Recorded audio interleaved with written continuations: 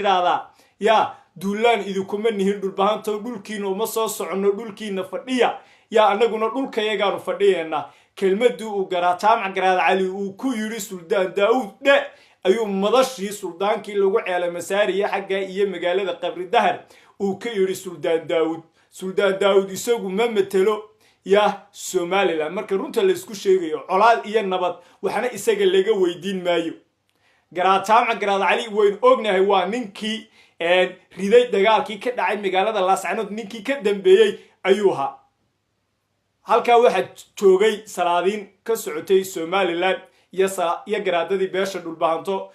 madasha waa la iskugu yimid waxa la calay masaariya suldaan baa lagu calay masaariya xagga iyo magaalada qabri dahar garaataam garaad cali baa mikrofoonka qabsaday waxa uu si xun u bahdilay suldaanka guud ee Somaliland suldaan daawud oo ku waxa tiraada suldaan daawudna wuxuu yiri ya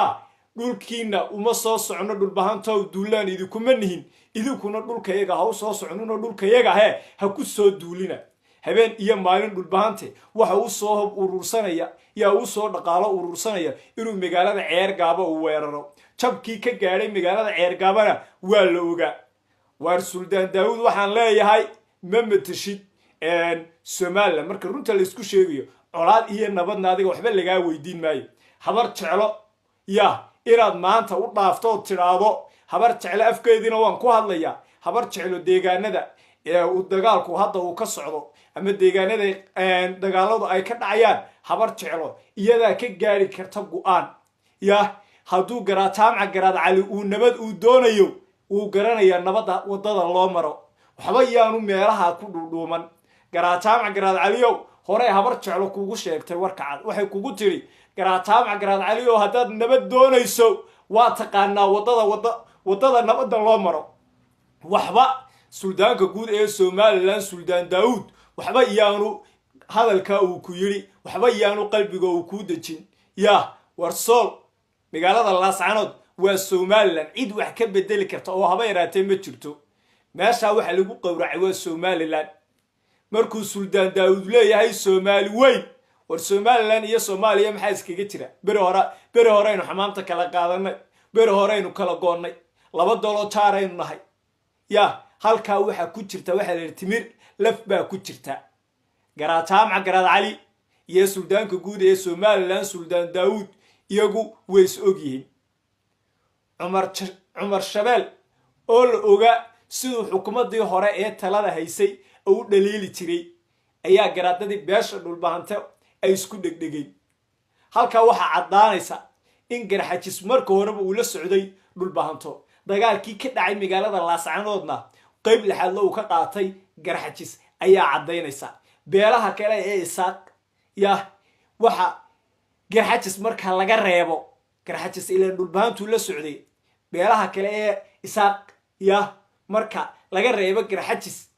raali kama aha hadalka uu suldaanka guud ee Somaliland suldaan daawud uu ka yiri madashii lagu ceelay masaariya suldaanka ee magaalada qabri dahar marka runta la isku sheegayo Somaliland ba halka lagu qowracay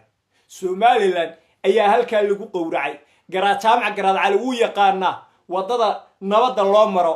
war habar jeclo suldaan daawud ma betelo marka run la isku sheegayo habar jeclo deegaanadooda iyaga xor u ah hadaad nabad aad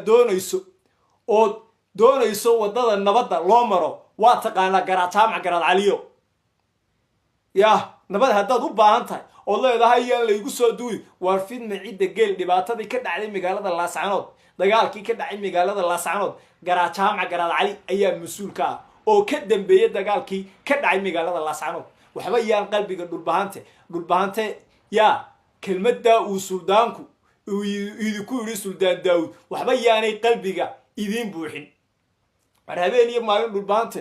halkuu soo hub urursanaya ee mar walba uu doonayo inuu soo weeraro waa magaalada Ceergaabo ya war dhulbahante nabad laga bari maayo dhulbahante nabad ka bari mayno dhulbahante ilaa madaxa dhulka lagu dhufanayo dagaalkaas waa soconaya habar jeclay noqotay ya war habar jeclo iyadoo baad ka hadli karta nabadda iyo colaadda habar jeclo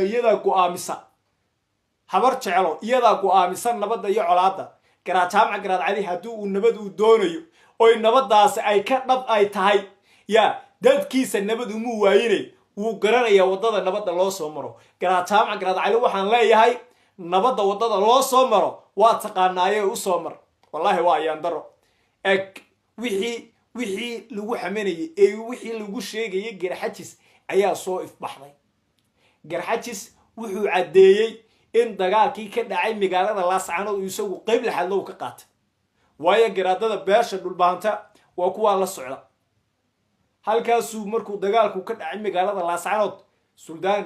cadda guude waa kii lahaa garxajis xabad ridi maayo dagaalka garxajis waa ka shiraya tiiba maanta inta qabri dahar la tagay oo laga qayb galay cali masaarkii suldaankaas laga qayb galay ayaa waxa lagu dhawaaqaya oo la leeyahay war dhulkiina kuma socono duulaan kuma nihin war Soomaaliland xuduudeeda adeer waa muqaddis cid wax ka bedeli karta oo haba yaraatay ma jirto walaa garaad jaamac garaad cali baa waxba ka bedelay walaa suldaan daawud baa waxba ka bedelay walaa ashahaatan ka bedelay walaa cid kale ka bedelay xuduudda dalka jamhuuriyadda Soomaaliland waa muqaddis waana la tagaya dhulbaanta waxaad ku tiri duulaan leeydu kuma ahe duulaan waa lagu yahay hadduu dhulbaanta nabadda qaadan waaye wadada nabadda loo soo marana dhulbaanta wuu yaqaanaay hadduu u soo mari waayo awood military baa lagu tagaya waxba yaan qalbiga yaanu idin buuxin suldaan daawud bal waxaan idin hayaa yaa sida xun ee loo bahdilo uu garaad jaamac garaad cali uu natin uga dhigay suldaankii guud ee Soomaaliland ee suldaan daawud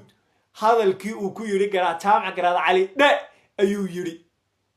waa nasiib darro weeyaan bal iyar muuqaalkaas ila daawada ayuubo halkan soo istaago gurigaaga uma socday kaale waxa tiraahdaa gurigaaga uma socdo suldaan daawud garaad cali waxaan leeyahay inaan dadkeena midaysano oonaan anagu gurigaaga duulaan ku ahay adigana kaagaana duulaan ku ahay ilaahay iyo ummadda Soomaaliyeed afka Soomaaliga ku hadashaaba waa ka markhaati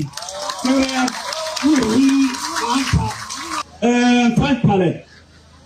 إبدا وحنا اللي نهضر نبض قاطع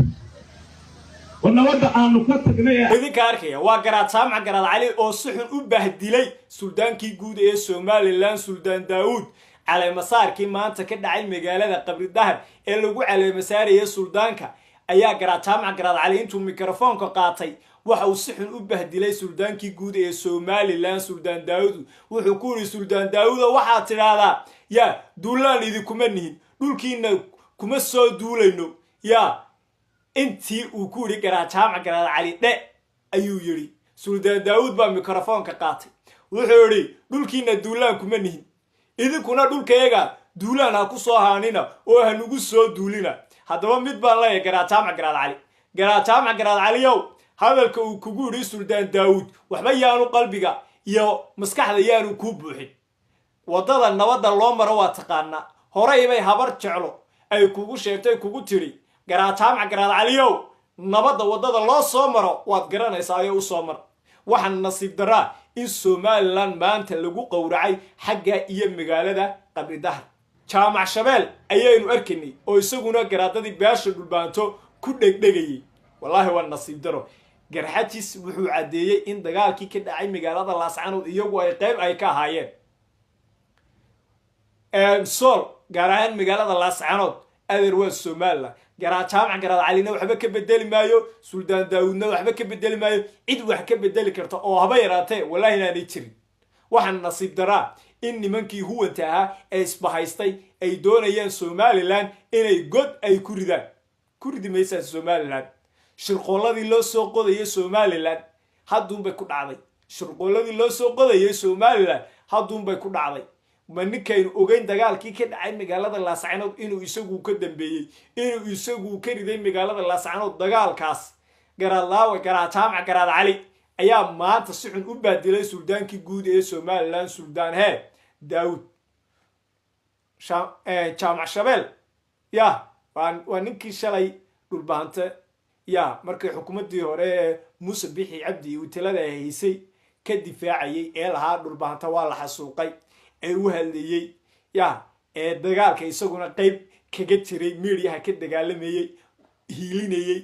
ya Soomaaliland cadawga u soo raacay ayaa maanta isaguna garaadadii beesha dhulbaantay si xooga ugu dhegdhegayay waa nasiib darro weeyaan in cadowgii jamhuuriyadda somalilan lasoo dhaweysto hoosta lasoo gashaday oo somalilan la doonayo in halkaas lagu qowraco war muuqaalka la garaya sheer garaya meel dheer gaarsiya intay muuqaalka muuqaal xiga ku kulmi doono waa walaalkina iyo lacabdoodii la sidaay hee fi amaanillah